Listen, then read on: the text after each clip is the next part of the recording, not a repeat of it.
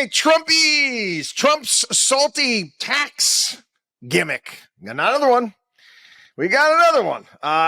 Yeah, I learned about this morning, and sure enough, I was like, no way. Did he say that? He did.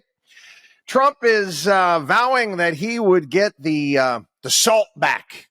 That's right, the state and local tax deduction. Now, he got rid of it.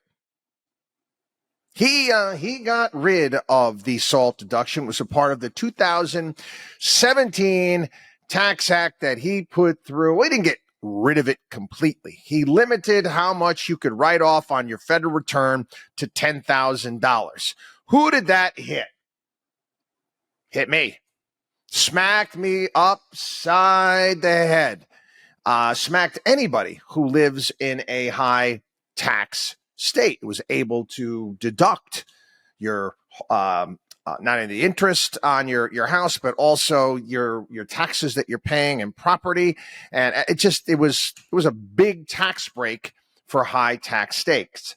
And it hit me, okay, and it hurt me. But what did we say back at the time? It was the right thing to do. It is. It was the right thing to do.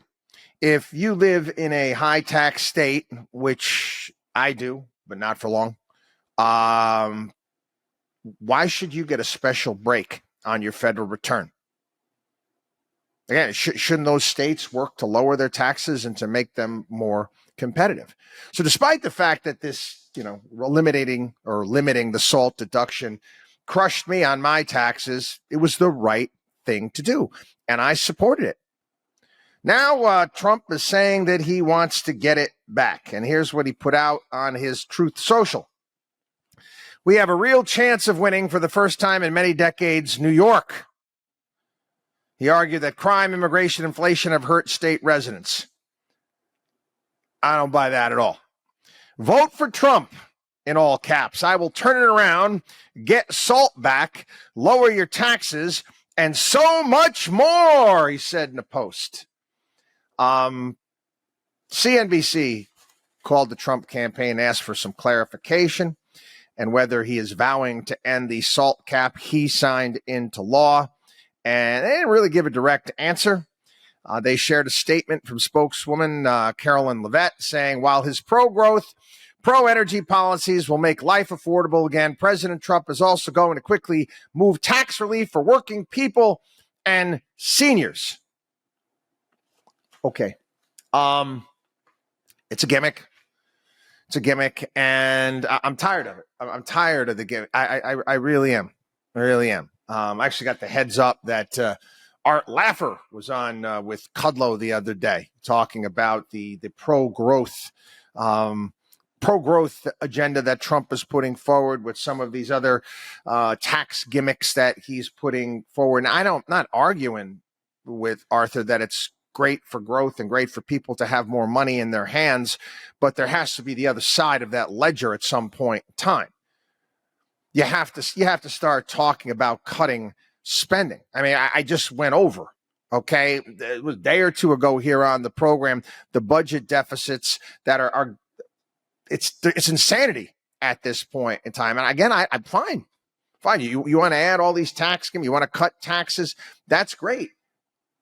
But you also have to do something about spending. And quite frankly, again, this one might fly.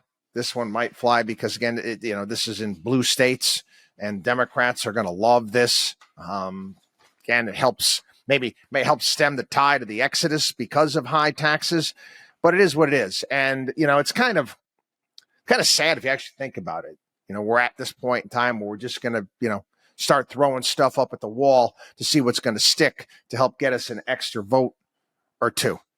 And again, it's both sides of the coin. Kamala Harris and her taxes on unrealized capital gain. I don't see that happening either. Again, shout out to her, the super libs out there that, we got to tax all the awful rich people out there that create all these jobs. But, it's sad. It's sad when, our elections have become theater of the nonsensical. WatchDog on Wall Street. com.